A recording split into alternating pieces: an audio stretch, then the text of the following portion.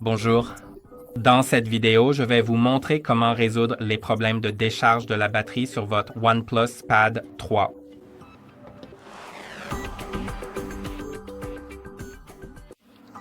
Pour résoudre les problèmes de décharge de la batterie, il suffit simplement de suivre quelques étapes qui seront présentées dans cette vidéo et je pense qu'elles vous aideront avec votre batterie. La première chose à faire sera d'activer l'économiseur de batterie. Bien sûr, l'économiseur de batterie n'a pas besoin d'être activé en permanence, mais ce qu'il fait, c'est qu'il modifie la façon dont les applications se rafraîchissent en arrière-plan. Elles le feront soit moins fréquemment, soit si certaines applications n'ont vraiment pas besoin de se rafraîchir en arrière-plan, alors elles ne le feront pas. Et je pense que c'est plutôt utile. Aussi, cela peut réduire d'autres éléments qui consomment la batterie. Donc, si vous remarquez quoi que ce soit, comme si votre tablette ne fonctionne pas comme prévu en mode économiseur de batterie, vous pouvez le désactiver ou simplement l'activer de temps en temps lorsque vous en avez vraiment besoin. Mais pour l'activer, allez dans les paramètres, puis dans la section batterie. Ensuite, allez dans, vous pouvez trouver le mode batterie et vous pouvez le régler sur le mode haute performance, qui va effectivement consommer le plus de batterie, mais qui maximisera les performances du système. Le mode équilibré, qui équilibre entre les performances et la consommation d'énergie. Ensuite, vous pouvez activer le mode économie d'énergie.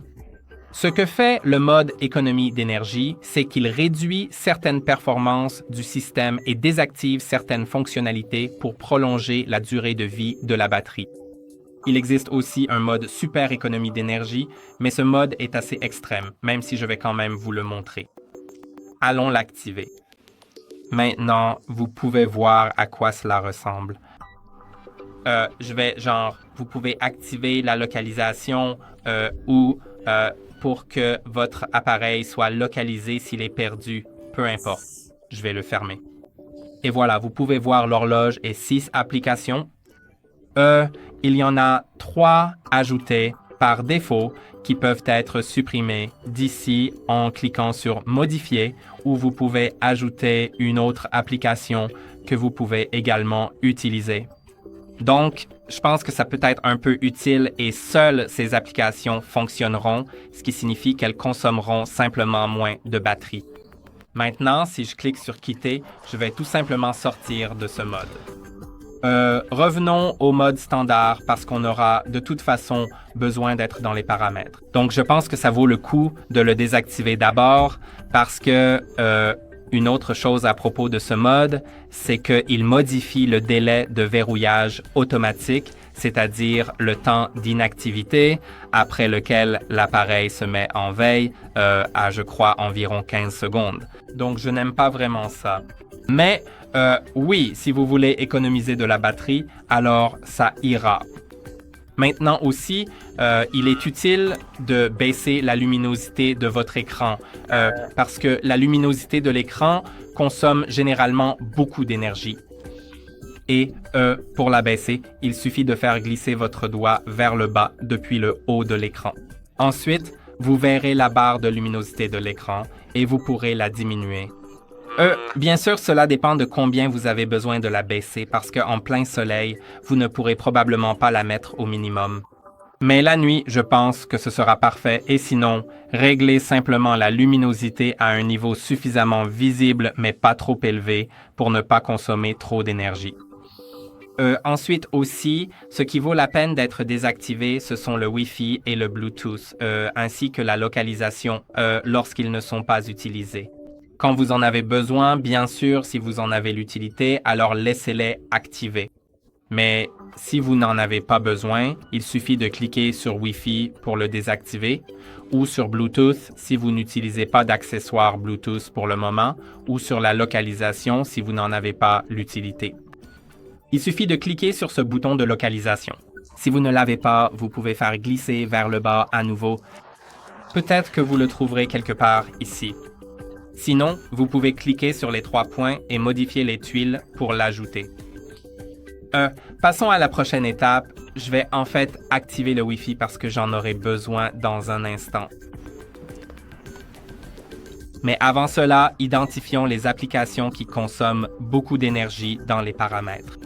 Dans les paramètres, nous verrons la batterie. Je crois que la batterie se trouve quelque part ici. Oui, nous sommes déjà dans la section batterie. Mais si vous allez là, vous verrez l'utilisation de la batterie. Et vous pouvez voir qu'il affiche un graphique. Dans mon cas, c'est normal, mais s'il y a une forte consommation, vous pouvez voir quand cela s'est produit, quelle application utilisait autant d'énergie, et vous pouvez voir ici l'utilisation de la batterie par application. Donc, voilà essentiellement comment vous pouvez le vérifier.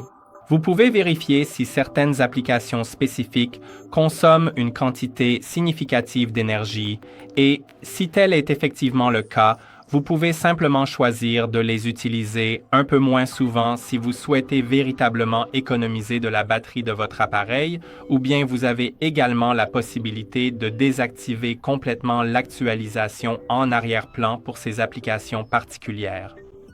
Donc, par exemple, je n'ai pas vraiment d'application pour laquelle je peux le faire, mais disons qu'il y avait une application comme Facebook ou autre, alors je pourrais simplement cliquer dessus et restreindre l'activité en arrière-plan de manière très simple et efficace. Si c'est une application qui en fait n'a pas besoin de cette actualisation en arrière-plan, car la désactivation de l'actualisation en arrière-plan peut limiter certaines fonctionnalités de l'application, y compris les notifications. Les notifications peuvent soit être encore livrées, mais pas à temps, soit ne pas être livrées du tout.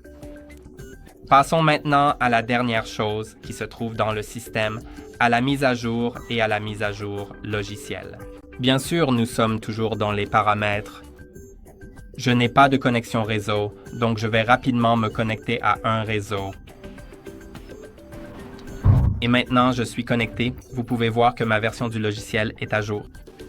Donc, je n'ai rien à faire, mais si, dans votre cas, une mise à jour est disponible, il vaut vraiment la peine de mettre à jour votre système car cela peut améliorer l'autonomie de votre batterie en corrigeant certains problèmes courants ou moins courants de décharge de la batterie. Et j'espère que cette vidéo vous a été utile. N'oubliez pas de liker et de vous abonner. On se retrouve dans la prochaine vidéo.